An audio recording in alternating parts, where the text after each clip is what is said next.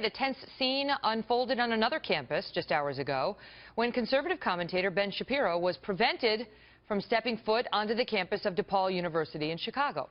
Shapiro was invited by DePaul's Young Americans for Freedom chapter, attempting to defy a ban instituted against him in August, when the university said Shapiro was not welcome to speak on campus due to security concerns, allegedly. Here's how it unfolded. The bottom line is it's private property, okay, that proper procedures weren't followed, and you're not going to allow it. So am I to understand that if I take 3 steps forward, you will attempt to have me arrested? If you create a problem and you will not, leave the campus, yes.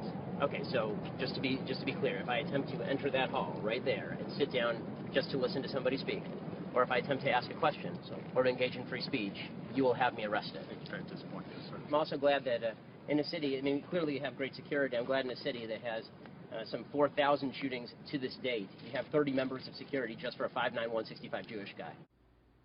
Wow. Joining me now in a Kelly File exclusive, Ben Shapiro, editor-in-chief of the Daily Wire.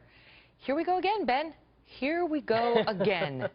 It's incredible how, I mean, time after time, these college campuses won't even let you speak because you get shouted down by intolerant people when you try to go, and then they say it's a security concern.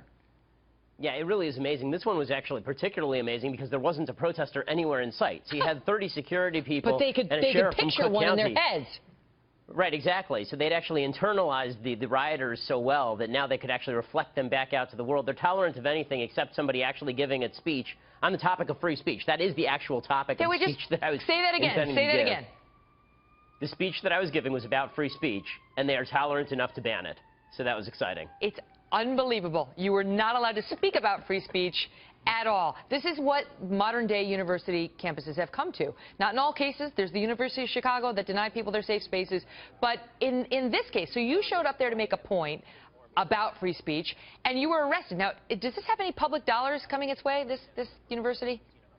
I don't know. It's a private university, which is why I didn't actually just attempt to walk right past security. If it's a public university, then I would have done so under my First Amendment rights. It's a private university. So once they'd made clear that I would be arrested if I took 2 steps forward, then what I did instead is Christina Hoff-Summers, who joined me at this lecture, she actually Skyped me into the lecture hall, and then we told everybody in the lecture hall to get up and walk out, and we all walked over to a theater that was about 3 blocks away and did the event anyway.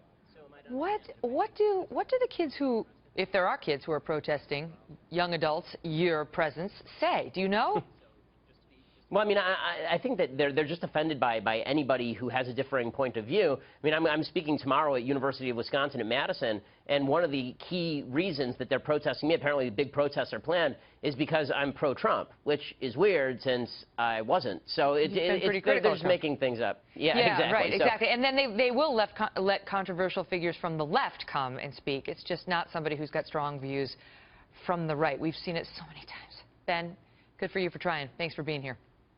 Thanks a lot. Remember that old First Amendment chestnut? The answer to speech you do not like is not less speech, it's more speech. It's like an important principle.